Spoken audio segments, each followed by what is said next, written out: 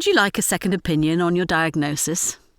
Please send your analysis and medical history to visite@qs24.tv, and our Chief of Medicine, Dr. Wiechel, will analyse them for free and anonymous in our new series Ward Round. For more information, visit www.qs24.tv.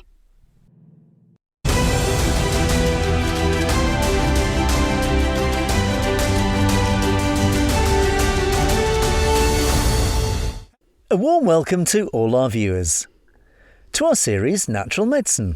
Today we have the Chief of Medicine of the Swiss Mountain Clinic, Dr. Petra Wiechel. A warm welcome to you, dear Petra. Thank you for having me. You're welcome. Last time we spoke about circulation problems, but we didn't manage to talk about cholesterol then. So that's what we want to do today, because I often hear from people that tell me, my doctor told me I have a high level of cholesterol. I have to do something about it. Yes. That they have to do. Is it so dangerous? Well, I think if I were to write a book,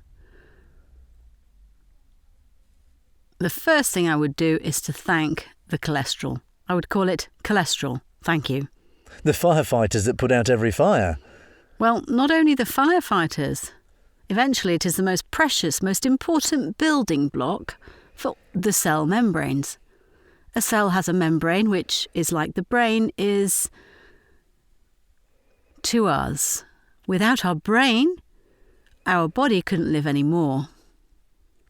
And if this cell membrane dies, the cell dies too. If the cell nucleus dies, the cell can still survive for about 4 to 6 weeks. That means the cell membrane actually is a speaking tube of every cell. This is where the communication happens. Here is where the metabolism happens. The exchange.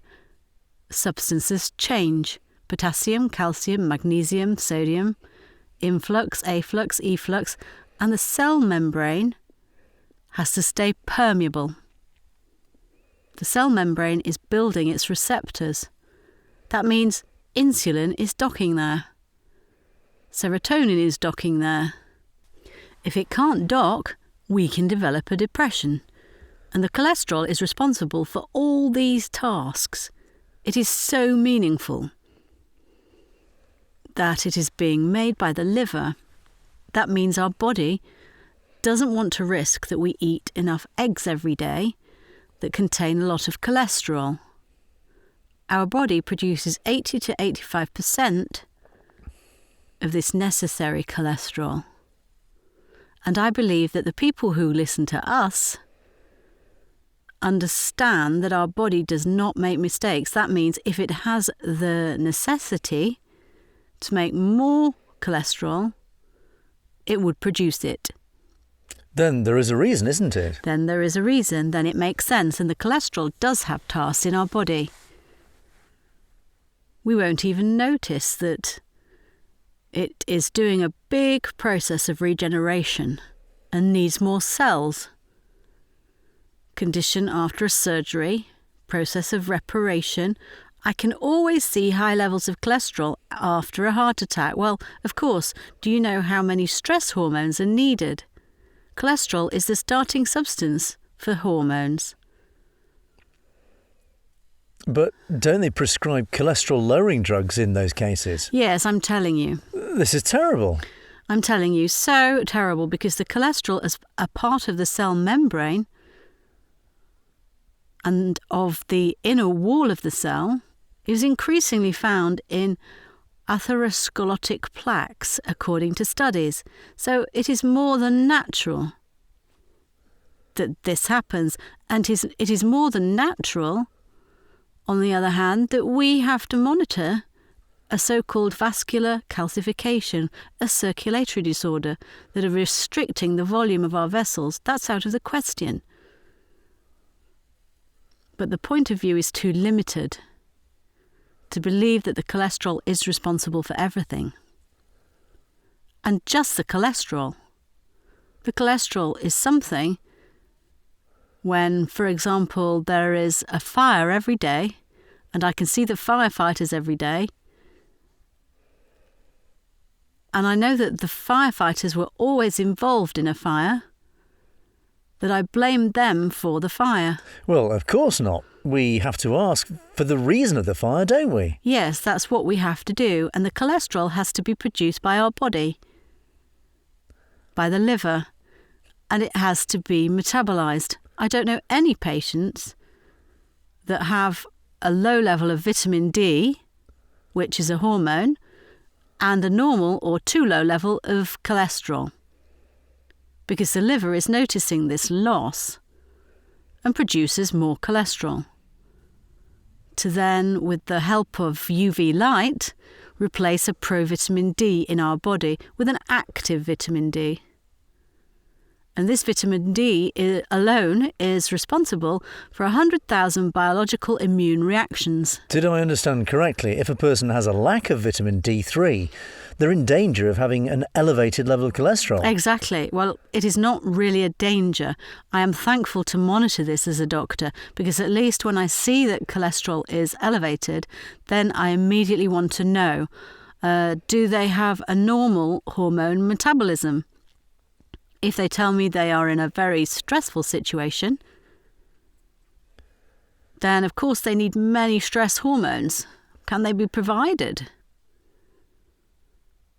Does that mean for our viewers at home, if they have an elevated level of cholesterol, that they should see the doctor and measure their level of D3? Yes, of course.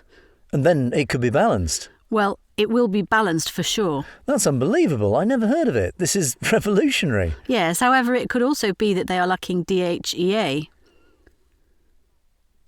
which is dehydroepiandrosterone. From the age of 40, we're not producing enough of it anymore.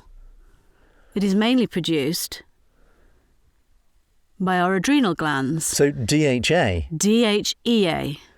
And if I'm in a very stressful phase, and it doesn't stop, maybe through the loss of a loved one, we all know stress is something that can be positive, but it can also be very negative.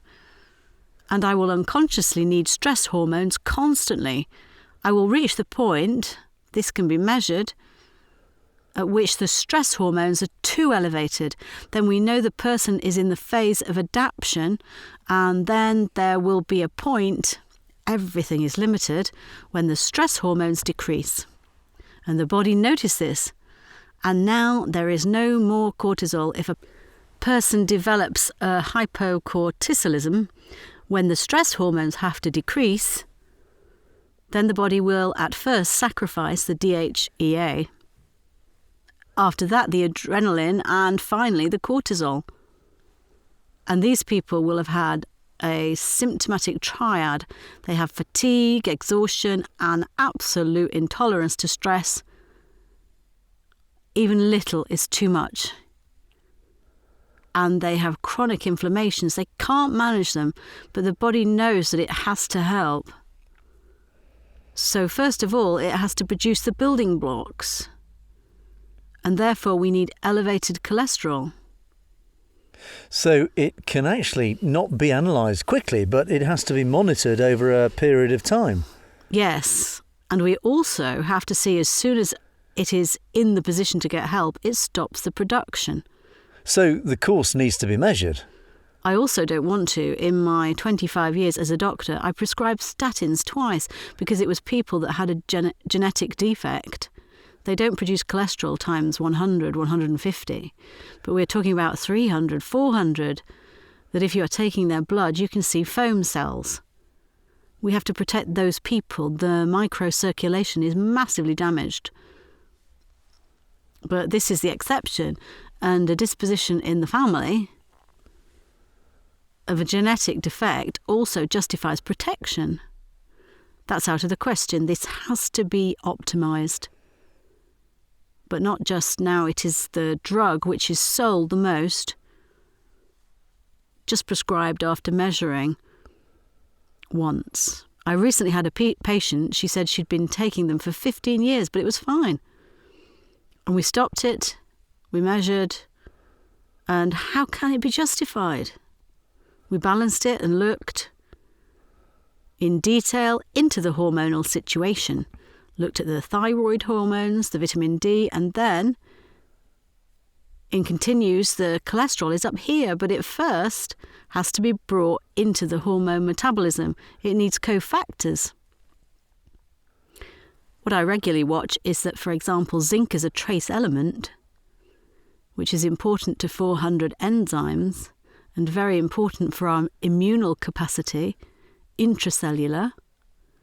There is a lack of zinc in the whole population. And the zinc itself, which we take in, for example, through leafy vegetables, broccoli and so on, will not be brought in intracellular because sometimes the receptor for zinc is contaminated with aluminium or something else. That means the cholesterol is stuck. I also have to understand the cholesterol metabolism. What about my vitamin B3? What about my zinc? And of course, what about my vitamin C? Because this needs cholesterol to be metabolized to a cell membrane or to a hormone. And if we look at it on a wide base, it is actually not a big problem and could be easily solved. And meanwhile, I have treated hundreds, if not many, many more people.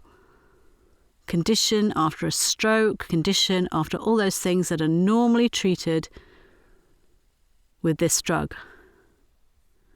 But we have talked in the last episode about the importance of oxygen. The intracellular oxygen is processed in the energy production of our power stations. These are the so-called mitochondria. And if the mitochondria decrease their capacity, we call it a mitochondrial disorder. You can also call it cardiac insufficiency. The heart is not powerful anymore. And you can also say the pancreas is weak. You can call it headache and migraine. It is always on the cellular level, the least energy capacity that's behind. We have not included it yet as a mitochondrial disorder, but an interesting fact is if I take such a drug, this statin, then it has exactly the same metabolism path, intracellular, as the Q10. And Q10 is a motor for the energy metabolism. That means the cell can't produce energy if it is blocked. So every patient taking statins will have a lack of Q10. And we always measure that. And I ask myself, where is the responsibility for whoever is prescribing statins? Because they will cause defects on the cellular level. And the heart. I have asked myself for 20 years why we don't get heart cancer. It is an energy problem of the mitochondria. If I know that the heart doesn't have 1,000 mitochondria, but instead 4,000, then the heart has even more necessity of capacity to handle the energy metabolism because nature gave us an organ which is fulfilling a powerful job through our life. When the powerful job isn't done anymore, there is no more life. And that, for me, is the second worry for the people when they are taking statins, that they should always know their intracellular Q10 level. And this will be shown from the lab as, for example, 0.67 to maybe 0.8. I want to see patients with more than 2. And Parkinson's or neurodegenerative patients, I want to see above 4 because they need a high energy capacity for their regeneration. So there is still the phrase today, you can take it if you believe in it. An Italian colleague, a cardiologist, he's doing heart valves and bypass surgeries. Many years ago, he gave patients a high dosage of Q10 before surgery, and he had fantastic post-surgery regeneration numbers. He moved up on the bestseller list of cardiologists because he had absolutely no side effects, and especially this Q10. I like to give it to patients before surgeries or when they need a high regenerative capacity. But of course, this is also a standard value we measure regularly, and also other values that measure the mitochondrial energy capacity. NADH, is it? Yes, exactly. But as I said, cholesterol, we probably have to, it's been 70 years now that it's been said it is good and bad. It's the same with LDL and HDL. We also call this good and bad, and it is actually like that the LDL doesn't return. Recycle cholesterol back to the liver. And then this can actually cause arteriosclerotic deposits. That's out of the question. But to understand what is happening and help the metabolism with some sense that it can regulate itself better, this is unbelievably important in my opinion. And we give all the patients a trilogy of drugs when they had a heart attack, as if to say, this will protect you from high cholesterol. And we don't understand that we have to assist our body every day in the adaptation, that it adapts to us, because we might need more of it today and less tomorrow. I've heard before that older people have a higher level of cholesterol because there are more centres of inflammation that have to be treated. Of course. But that's good, isn't it? Of course, and I prefer it 1,000 times if it's higher than if it's too low. And do you know what is done with the statin? What effect it has? The statin in the heart, it's a tube that is pushed in the blood vessel. No, statin, the drug that people are taking. Mm-hmm. It is blocking the cholesterol synthesis in the liver. Oh, great. It would be the same as if I wanted to build a house with small Leo, and I would say, but we won't need any bricks. We can imagine it like that. The cholesterol is the building block of our life. And with everything that has a faulty activity, that is over-regulating, we should try to understand this. Well, this book title is genius. Cholesterol, thank you. I think so, and I always think there is so much written already. I don't have to say it, everyone knows. But then I see this standard recipe after surgeries and when it is increased, and I'm asking myself, after 25 years, who actually needs it? But then I can see people with joint pain. If the mitochondrial capacity decreases, inflammations and such can't be settled. And they register it, and then we just have to look at what kind of drugs the patients take. And that is the first thing that has to be viewed critically. And how much can be regulated at once. And how thankful is the body that it gets assistance because it hasn't known it before. I read a rumour in a book that the source of the misinterpretation of cholesterol is based on a study with a rabbit. Yes, they gave the rabbit meat-based food. I think it was eggs, wasn't it? The rabbit has vessels like an eel, and the rabbit eats only plants. That means the rabbit wasn't adapted to eating meat. So then these atherosclerotic plaques will appear immediately. It is like that. And it's still the same today. Yes, but also us, as doctors, we don't question it. We always have someone telling us how important the medication is. This is the base of any continuing education. So it is up to us to go deeper into the subject, and we used to learn all this too. In physiology at university and in biochemistry, how these things have to interlock. And it is good if we question it. With which, well, they are fast-selling items now, which are implemented very well. Cardiologists have to give them because, and I don't even want to claim it for me to judge that, but I am also treating patients with these diseases, and I want to understand why the body reacts that way, and don't want to artificially decrease something that it might need. And I understood that, and I see that our patients are returning to a nice balance without side effects, and that is the most important thing to me.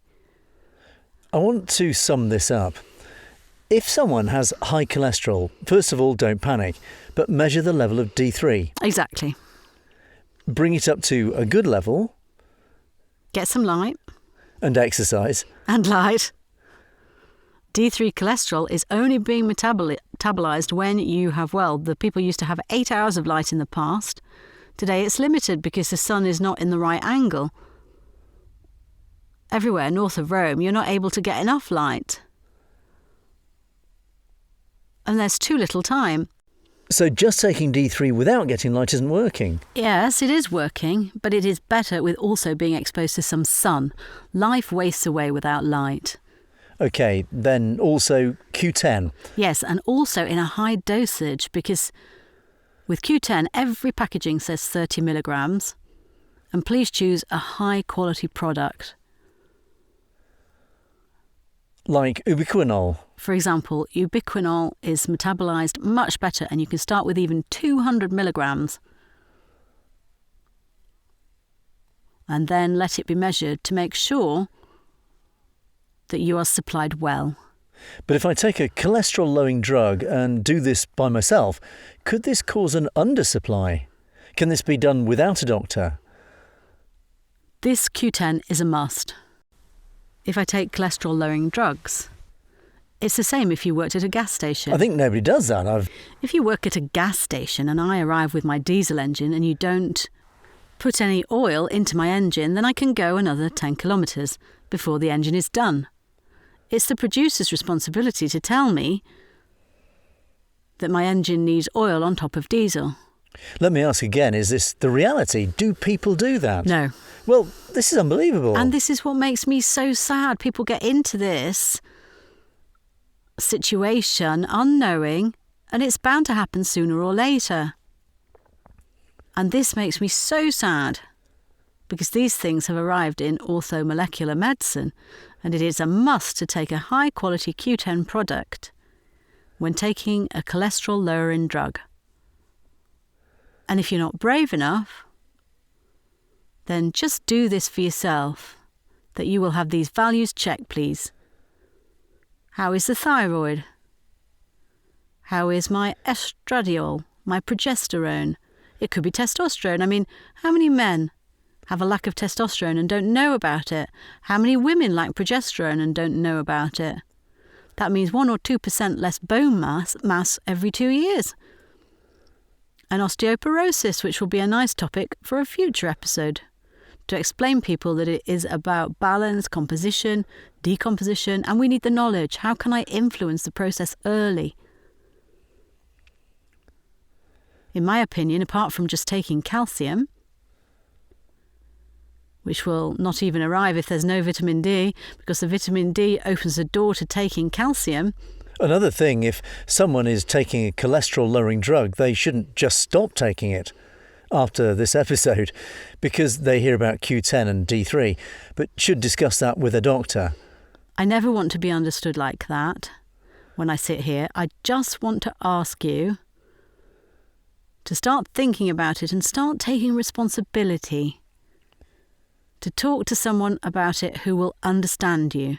If they refuse you, they don't understand, or you didn't deal with it. And I think it is often like that patients have dealt more with those questions.